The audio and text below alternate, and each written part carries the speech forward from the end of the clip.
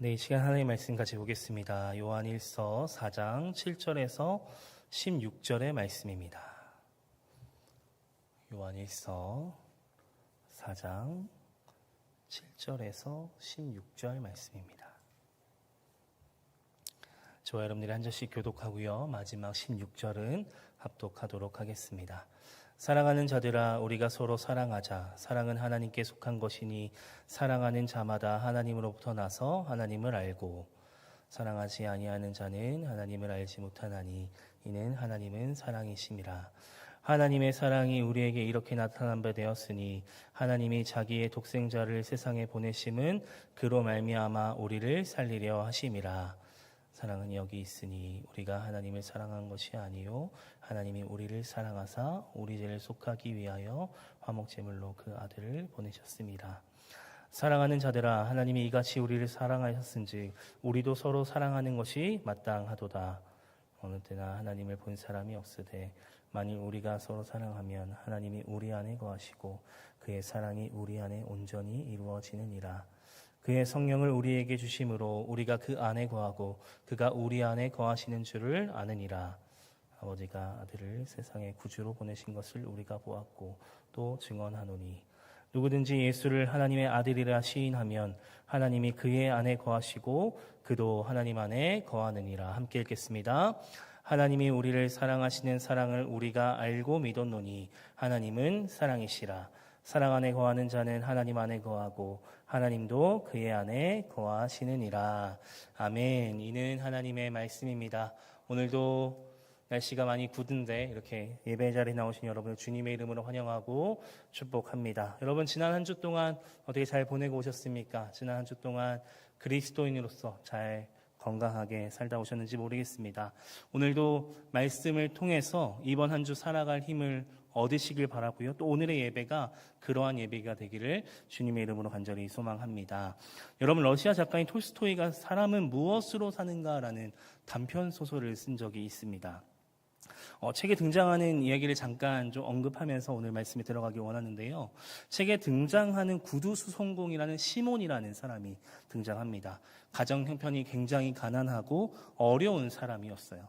그런데 그럼에도 불구하고 그는 굉장히 하루하루 매일매일 주어진 그 삶을 아주 성실하게, 아주 부지런하게 하루하루의 삶을 살았습니다.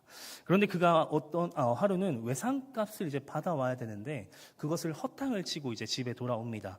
집에 돌아오는 길에 교회 담벼락 앞에서 벌거벗은 채 쓰러져 있는 그 한 사람을 발견하게 되는데 그 사람의 이름을 미하일이라고 합니다. 처음에는 그냥 스쳐 지나갔던 그 한 사람을 불쌍한 마음이 들어서 그를 데리고 다시 자신의 집으로 데리고 들어갔다고 합니다. 여러분, 그런데 집에 들어가자마자 그의 아내의 반응은 어땠을까요? 하루 동안 외상값을 받지 못한 것에 대해서 그 허탕한 그 마음을 가지고 화가 나는데 오히려 생각지 않은 사람을 데려와서 더 화가 나게 된 것이죠. 시몬은 화를 내는 아내에게 당신에게는 하나님의 사랑이 없냐라고 이야기를 합니다.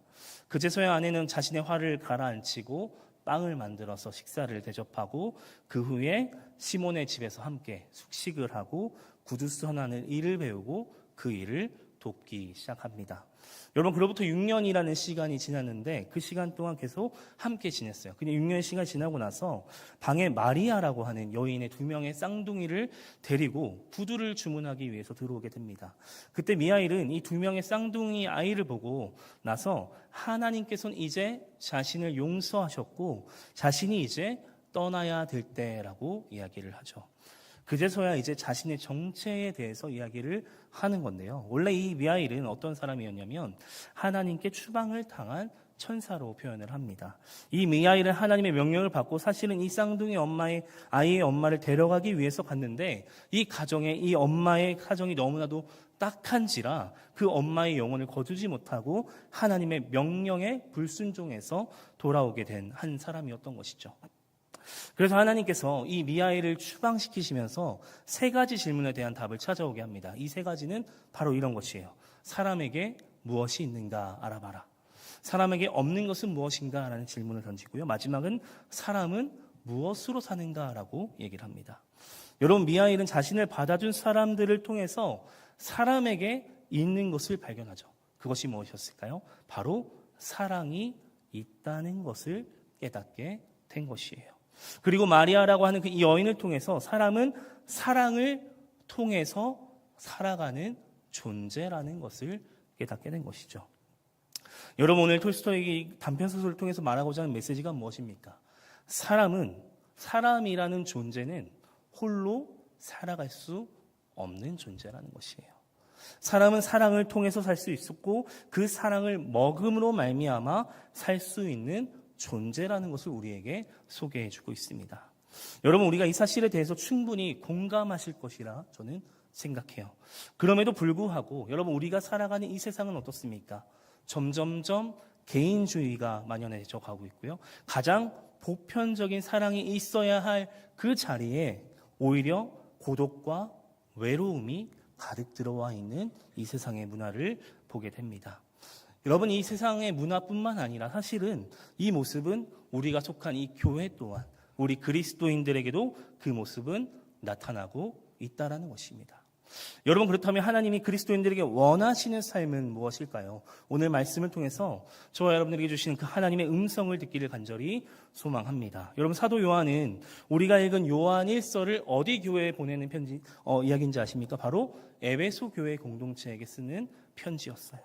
에베소 교회는 굉장히 모범되고 칭찬받는 교회였어요. 그럼에도 불구하고 우리가 살펴봤지만 문제가 없었던 것은 아니었던 것이죠. 여러분, 에베소 교회에 크게 두 가지의 문제점이 있었습니다. 뭐였습니까? 첫째는 예수 그리스도를 하나님의 아들로 인정하지 않는 이단들이 들어와서 그들을 공격하기 시작했죠. 그리고 다른 한 가지는 내부적인 공격이었어요. 이 에베소 공동체 안에 형제 사랑의 문제가 걸림돌이 되기 시작됐다는 것이죠. 즉, 교회 안에 분열이 일어나기 시작했다는 것이에요. 오늘 본문 요한일서 4장은 이 앞부분과 뒷부분은 이 두 번째 문제를 강조하고 있어요.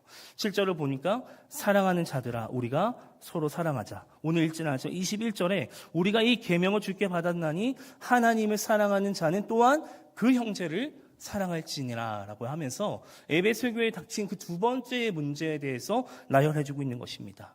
여러분, 사도 요한이 이 목소리를 높여서 외치는 선포가 무엇입니까? 우리가 서로 사랑하자예요. 다른 의미가 있는 것이 아니라 우리가 서로 사랑하자예요. 너무나도 당연한 이야기인데 우리가 서로 사랑하는 것을 누가 모르겠습니까? 여기 있는 사람 모두가 사랑해야 된다는 것을 너무나도 잘 알고 있는 사실이에요. 그럼에도 불구하고 예수님은 이 말씀을 굉장히 강조했음을 우리는 살펴볼 수 있어요. 요한복음 13장에 예수님께서 십자가 사건 전에 제자들에게 마지막 설교를 하셨던 본문이 등장하죠. 마지막 말씀에서 제자들에게 뭐라고 명령하고 있는지 아십니까? 요한복음 13장 34절 35절 같이 한번 읽어보겠습니다. 시작. 새 계명을 너희에게 주노니 서로 사랑하라. 내가 너희를 사랑한 것 같이 너희도 서로 사랑하라. 너희가 서로 사랑하면 이로써 모든 사람이 너희가 내 제자인 줄 알리라. 아멘. 여러분, 너희에게 주어진 새 계명이 무엇이었어요? 예수님께서 십자가에 달리시기 전 마지막 제자들에게 주셨던 그 새 계명이 무엇이었습니까? 너희가 서로 사랑하는 거예요. 너희가 서로 사랑함을 통해서 너희가 그리스도의 제자임을 드러낼 수 있고 그리스도의 삶을 살아간다라고 말할 수 있을 것이다 라고 얘기하는 것이죠. 여러분, 우리가 잘 아는 사랑장 고린도전서 13장 아니겠습니까? 그 사랑장에서도 이렇게 얘기합니다. 사랑이 존재하지 않는다면 우리가 무엇을 하고 어떤 선행을 하고 어떤 능력이 있어도 뭡니까? 아무런 유익이 없다라고 얘기해요. 이러한 성경의 메시지를 통해서 우리는 사랑의 필요성과 사랑의 중요성에 대해서 너무나도 많이 들어왔을 것입니다. 그래서 100% 공감하고 인정하게 되죠. 그런데 여러분, 말씀을 들을 때는 나도 사랑해야지, 실천해야지, 그 말씀대로 살아가야지 라고 하지만 막상 우리가 그 사랑을 실천하려고만 하면 여러분, 이 사랑을 경험하고 그 사랑을 나누는 것이 결단코 쉽지 않으시지 않습니까? 그렇지 않다는 것이에요. 우리가 살면서 경험하게 되는 것이 무엇이냐면 나는 내가 사랑이 많은 사람이다 라고 생각을 할 때가 있어요.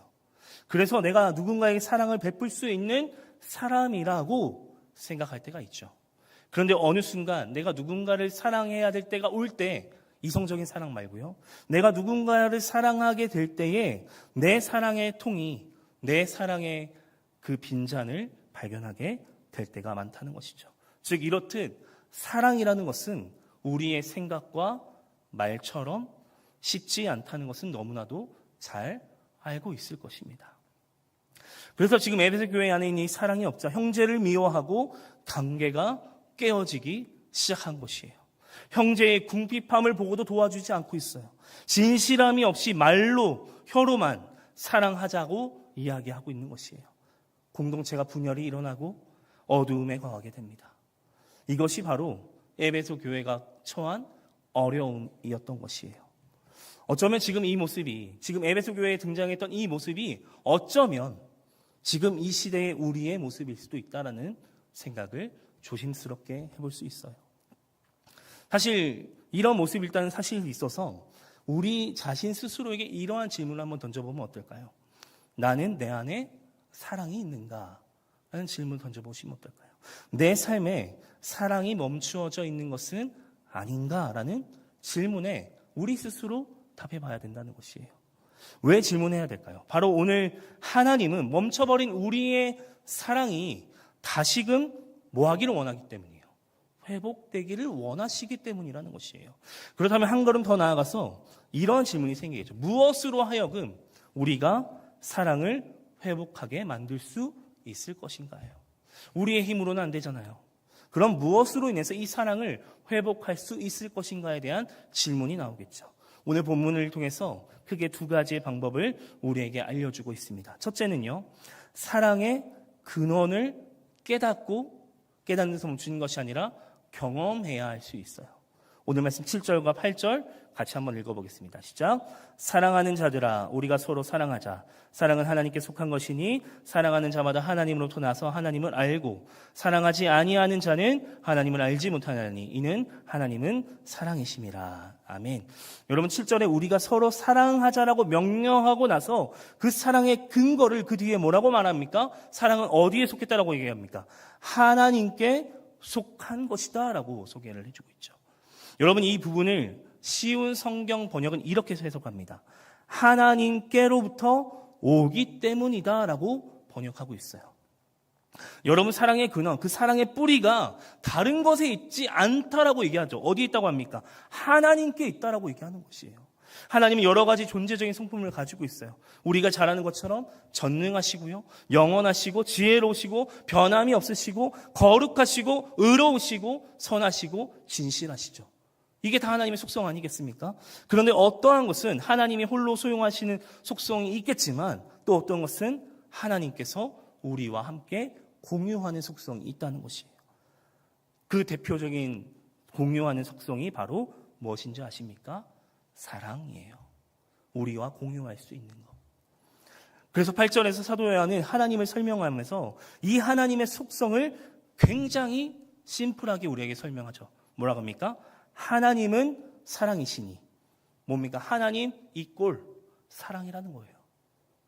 하나님의 이 대표적인 속성인 사랑은 그분의 형상을 따라 지어진 창조된 인간에게 똑같이 심겨져 있다는 것이요. 내재되어져 있다는 것이죠. 사랑의 하나님이 우리를 창조하시면서 우리에게도 그 사랑을 넣어주셨기 때문에 당연히 우리 가운데에 그 사랑이 있어야 된다라고 얘기하는 것이죠. 여러분 그런데 아이러니하게도 우리의 모습만, 우리 지난 한 주의 삶만 돌아봐도 어떻습니까? 이 사랑이 온전히 행하고 돌아오셨습니까? 사실 온전치 못한 모습들이 있지요. 여러분 왜 그럴까요? 왜 우리는 그 사랑을 알고 지식적으로도 너무나 잘 아는 말씀인데 왜 우리는 그 사랑을 온전하게 행하지 못할까요? 창세기로 넘어가 볼까요? 아담과 하와의 죄로 말미암아 우리 안에 죄가 들어옴으로 말미암아 하나님의 사랑의 근원에 가까이 다가가지 못하기 때문이에요. 그 사랑을 우리가 온전히 나누지 못하기 때문이라는 것이죠. 분명하게 누구나 우리는 사랑에 대한 갈망에 대한 필요가 있어요. 여러분 사랑의 근원을 제대로 인식하지 못하게 되면 우리 안에 그 사랑을 왜곡된 시선으로 바라볼 수밖에 없는 시선이 존재한다는 것이죠. 그래서 하나님은 다른 것을 통해서 사랑을 받고 그것을 가지고 사랑을 나누려고 하는 우리의 모습 속에서 이렇게 얘기합니다. 디모데후서 3장 2절과 4절에 이렇게 얘기하죠. 사람들은 뭐 때입니까? 자기를 사랑하며 돈을 사랑하며 자랑하며 교만하며 비방하며 부모를 거역하며 감사하지 아니하며 거룩하지 아니하는 것이라고 얘기해요. 더 나아가서 뭡니까? 배신하며 조급하며 자만하기를, 쾌락을 사랑하기를 하나님 사랑하는 것보다 더하다라고 얘기합니다. 여러분, 여기에 해당되는 것들이 참 많이 있지 않습니까? 사람들이 얻고자 하는 사랑을 어디에서 찾고 있습니까? 돈에서, 쾌락에서, 자기 자신에서, 혹은 가족이나 애인이나 이 세상의 수많은 요소 안에서 그 사랑의 요소를 찾고 있기 때문에 우리가 온전한 사랑을 누리지 못하고 있다는 것이에요. 여러분, 이러한 세상적 요소가 온전한 사랑을 경험할 수 있게 해주십니까? 아니요. 그러지 못한다라고 말씀이 나옵니다. 남편이 5명이나 있었던 이 사마리아의 여인에게는 완전한 사랑이 없었죠. 엄청난 부자였던 세리장 나사로에게도 온전한 사랑이 없었어요. 그리고 더 나아가서 산헤드린 공회의원 또한, 니고데모 또한 세상에서 가장 높은 지위와 명예를 가졌던 그 사람은 완전한 사랑이 없었다라고 얘기합니다. 여러분, 우리 안에 있는 사랑은 이 시스템이 제대로 작동하기 위해서는 그 사랑의 풍성함의 근원이 어디에서 흘러 들어오는지를 우리는 명확하게 알아야 된다는 것이죠. 그 근원을 알아야지만 우리 안에 자연스럽게 들어올 수 있기 때문이라는 것이에요. 사도 요한은 그 사실을 지금 말하고 있는 것이에요. 그 근원에 대해서 말하고 있는 것이죠. 뭡니까? 하나님은 사랑이라는 것이에요. 사랑은 하나님으로부터 시작된다라고 말해주고 있는 것입니다. 그분의 사랑은 여러 가지 하나님의 속성 중에 하나님의 성품이 아니라 가장 근본적인 본질이자 가장 원천적인 원형이라는 것이에요. 여러분, 그렇다면 이 하나님의 사랑이 어떻게 나타나는지 아십니까? 9절과 10절 한번 같이 읽어볼까요? 시작. 하나님의 사랑이 우리에게 이렇게 나타난 바 되었으니 하나님이 자기의 독생자를 세상에 보내심은 그로 말미암아 우리를 살리려 하심이라. 사랑은 여기 있으니 우리가 하나님을 사랑한 것이 아니요 하나님이 우리를 사랑하사 우리 죄를 속하기 위하여 뭡니까? 화목제물로 그 아들을 보내셨습니다 라고 얘기하죠. 하나님이 얼마나 사랑이 많으신 분이신지, 하나님의 존재적 속성인 사랑을 나타내주고 있는 것을 말해주고 있죠. 뭡니까? 그 속성은 예수 그리스도예요. 9절에는 이 사랑을 증명하는 핵심 단어가 있죠. 뭡니까? 바로 보내셨다라는 단어예요. 여러분, 예수님은 우리와 같이 이 땅에 속하여 태어난 존재가 아니라는 것이에요. 하나님은 자기의 유일한 독생자이신 예수 그리스도를 이 세상 가운데 보내주셨다는 것이에요. 여러분, 보냈다는 말을 좀 쉬운 말로 얘기하면, 요즘 말로 한다면 파송이라고 합니다. 전혀 다른 세상에, 전혀 다른 지역에 보내어지는 것을 뜻한다라고 얘기해요. 여러분, 우리도 흔히 선교사님들을 파송한다라고 얘기하죠. 우리가 복음을 알지 못하는 그 선교지에, 또 아프리카나 오지나 동남아시아 오지의 선교사님들을 통해서 그 복음이 전해지도록 그 선교사님들을 거룩한 사명을 가지고 우리가 파송한다라고 얘기해요. 마찬가지로 하나님은 죄에 죽어가는 이 땅의 사람들을 위해서 그 하나뿐인 하나님의 아들을, 유일한 독생자 예수 그리스도를 이 땅에 보내주셨던 것이에요. 여러분, 이 땅에 보내신 목적은 굉장히 충격적이지 않습니까? 뭐예요? 땅의 수많은 사람들의 죄를 대신하기 위해서 하나님의 화목제물로 보내주셨다는 것입니다. 여러분, 그렇다면 우리가 그 선물에 대한 가치에 대해서 우리가 생각해 봐야 돼요. 이런 질문을 드려볼게요. 지금 이 자리에 있는 저와 여러분들 모두 예수님이 죽어주셔야 될 만한 가치가 있는 인생을 살아가고 있습니까? 우리 중에 그 누구도 그 예수님의 생명과 먹을 정도로의 가치 있는 존재는 저를 포함해서 이 자리에 있는 어느 누구도 단 한 명도 없을 거예요. 하나님께서 우리의 가치 때문에 기회의 비용을 계산하고 희생하신 것이 결단코 아니라는 것이에요. 우리의 가치에 따라서 그것을 희생하신 것이 아니라는 것이죠. 우리가 하나님의 사랑을 요구한 적도 없어요. 요청한 적도 없어요. 그런데 하나님께서 먼저 우리를 찾기 시작하셨다는 것이에요. 요한복음 3장 16절에 이런 말씀이 있죠. 하나님이 세상을 이처럼 사랑하사 독생자를 주셨으니 이는 그를 믿는 자마다 멸망하지 않고 뭘 얻게 된다고요? 영생을 얻게 하려 하심이라 합니다. 하나님의 전적인 속성은, 그 사랑에 담겨져 있는 근원적인 목적은 인간의 그 타락과 죽음, 우리의 죄를 그냥 내버려둘 수가 없었던 것이에요. 그분의 크신 사랑은 자신의 아들을 내어주심으로 말미암아 하나도 아깝지가 않았어요. 왜냐하면 하나님은 사랑이시기 때문에. 그리고 그 사랑을 저와 여러분들에게 주셨기 때문에 하나도 아깝지 않으신 것이에요. 그래서 우리가 아무것도 하지 않았을 때, 우리가 여전히 죄 가운데 거하고 있을 때에 우리는 기억해야 될 것이 하나 있어요. 그 하나님의 사랑은 단 한순간도 멈춰지지 않았다는 것이에요. 여러분, 이제 그 말씀으로 이제 돌아와서 우리의 삶 한번 생각해 봅시다. 우리가 종종 이런 표현을 자주 합니다. 제가 신방을 해보니까 이런 말을 많이 하더라고요. 목사님, 제 믿음이 좀 약해진 것 같아요. 내 신앙이 조금 슬럼프가 온 것 같습니다. 예배를 드려도 좀 집중이 되지 않고, 또 여러 가지 가지고 있는 그 신앙생활에 대한 연약함에 대해서 얘기하시는 분들이 꽤 많더라고요. 네, 맞아요.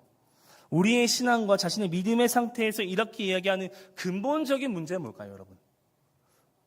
우리가 봉사를 하지 않기 때문입니까? 아니요. 봉사를 너무나도 열심히 하는 청년이었어요.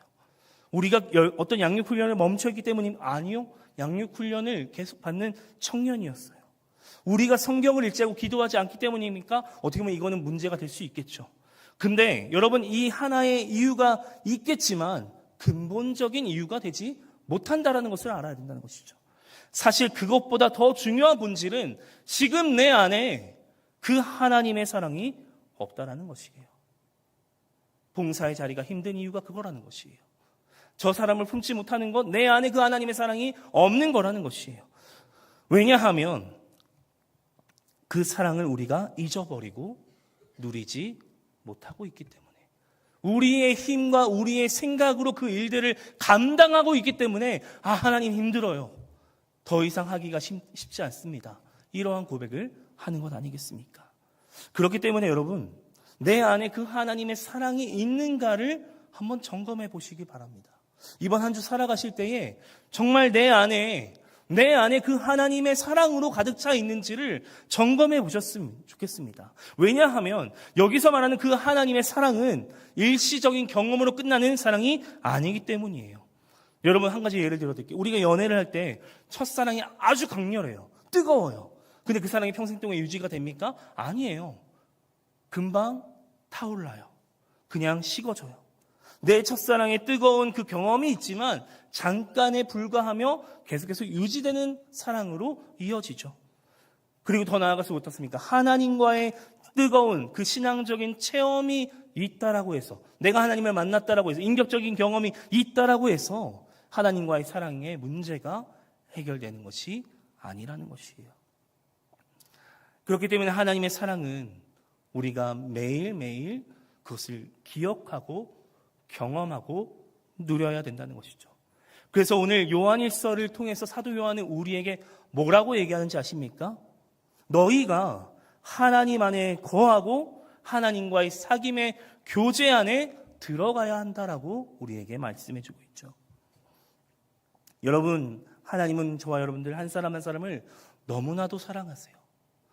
어떠한 우리의 행위와 결과로 그 하나님의 사랑의 여부가 결정되는 것이 결단코 아닙니다. 하나님은 완전한 사랑이기 때문에, 하나님은 우리의 형상이기 때문에, 우리가 하나님의 자녀이기 때문에 무조건적인 사랑이 우리에게 임할 수 있는 것이에요. 우리는 이 절대적인 진리 안에 거하기를 원합니다.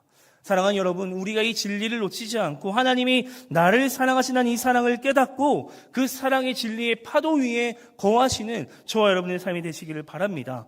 여러분, 그래서 오늘 말씀을 통해서 결론은 아닌데요, 하나님이 여러분들에게 말씀하고자 하는 것은 딱 한 가지일지 몰라요. 내가 너를 사랑한다예요. 사랑하는 아들아, 사랑하는 준수야, 사랑하는 딸아, 내가 너를 너무나도 사랑한다라고 얘기해주고 있는 것입니다.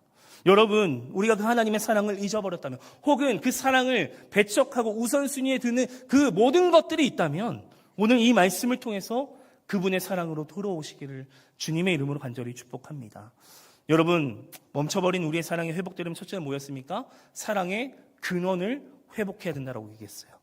그럼 두 번째는 뭘까요? 두 번째는 우리가 서로 하나님의 사랑으로 사랑하기를 힘써야 돼요.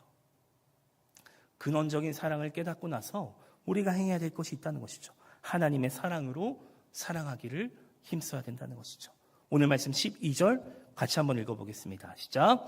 어느 때나 하나님을 본 사람이 없으되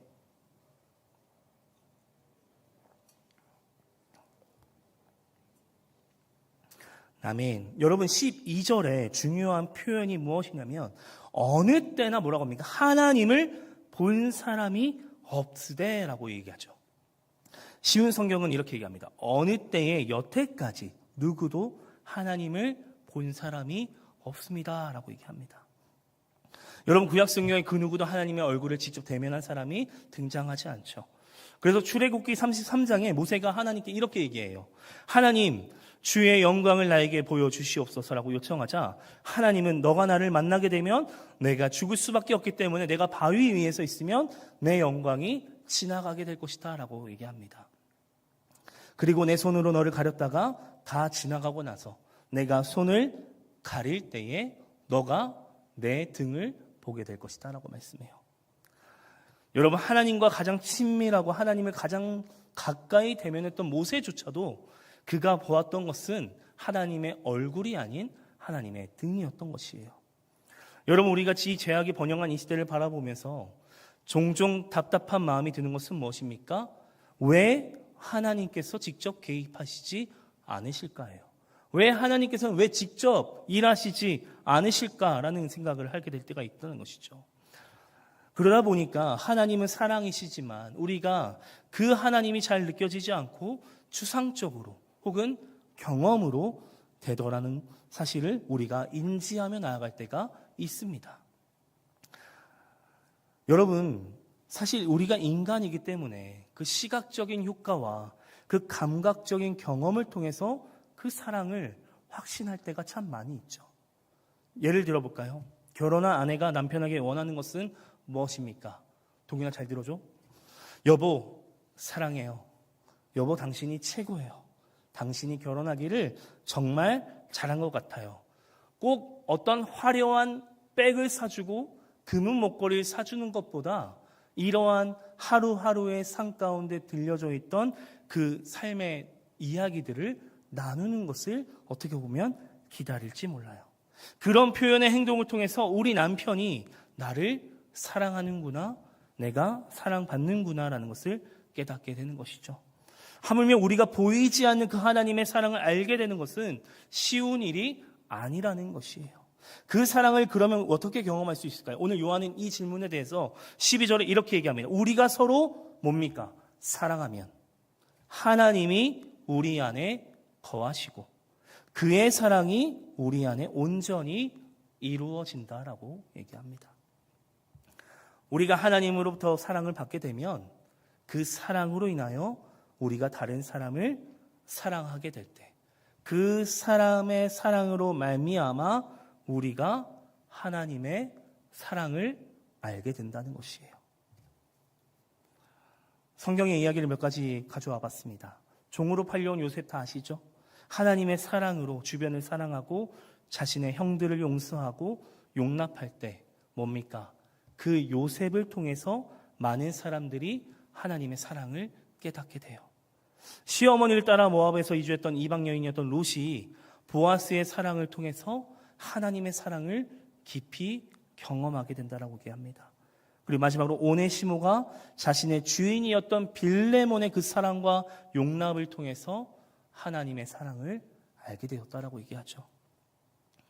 여러분, 이처럼 하나님은 하나님의 백성을 통해서 자신의 사랑을 전달하기를 원합니다. 그 사랑 안에 자신의 존재를 느끼도록 하기를 원하세요. 그래서 사도 바울이 고린도 교회 성도들에게 고린도후서 2장과 3절에 이렇게 얘기하는데요. 너희는 그리스도의 향기고 너희가 그리스도의 편지다라고 얘기합니다. 사랑하는 여러분, 하나님의 사랑을 경험하는 것이 그분을 인지하고 알게 되는 것처럼 밀접한 연관이 있게 되는 것을 우리가 보게 됩니다. 즉 우리가 하나님의 사람들을 통해서 사랑을 받게 되는 것이 하나님을 인지하게 되는 또 다른 중요한 수단이 되어진다는 것이에요. 여러분, 그럼 오늘 말씀의 결론은 무엇일까요? 우리가 하나님께서 사랑해 주신다는 메시지일까요? 그것도 맞겠지만 무엇일까요? 바로 우리가 공동체적인 사랑을 통해서 믿음의 동역자의 사랑을 통해서 그 하나님의 사랑을 많이 풍성히 누리며 전달하는 삶으로 나아가야 된다는 것이에요. 이 자리에 있는 우리 모두 그 하나님으로부터 받은 그 풍성하신 사랑을 이제 혼자 누리는 것이 아니라 이제 흘려내보내시는 저와 여러분들이 되시기 바랍니다. 그리고 그 사랑을 가지고 우리도 이 세상 가운데 여러분 주변에 있는 그 사람들에게 그 사랑을 나타내주고 그 사랑을 전달해주는 저와 여러분들의 삶이 되시기를 주님의 이름으로 간절히 소망합니다. 말씀을 맺겠습니다. 여러분, 제가 작년에 전도 세미나를 하면서 이 이야기를 한번 드렸던 적이 있는데 한 번 더 준비했어요. 제가 캄보디아 단기 선교를 갔을 때 보름 동안 떠났던 선교 일정을 거의 마무리하는 일정 가운데 갑작스러운 선교사님의 부탁으로 고아원 사역을 감당하게 되었습니다. 사실 고아원 사역에 대해서 우리 선교팀은 전혀 준비가 되어 있지 않았어요. 불과 몇 시간 뒤에 진행되어야 될 그 사역을 받게 됐던 것이죠. 근데 너무나도 선교사님이 간곡히 부탁하시게 되셔서 그 일정을 감당하기로 결정하게 됩니다. 그런데 선교사님께서 저에게 한 영혼을 따로 붙여주셨어요. 그 친구는 어떤 친구였냐면 바로 앞이 보이지 않는 한 친구였습니다.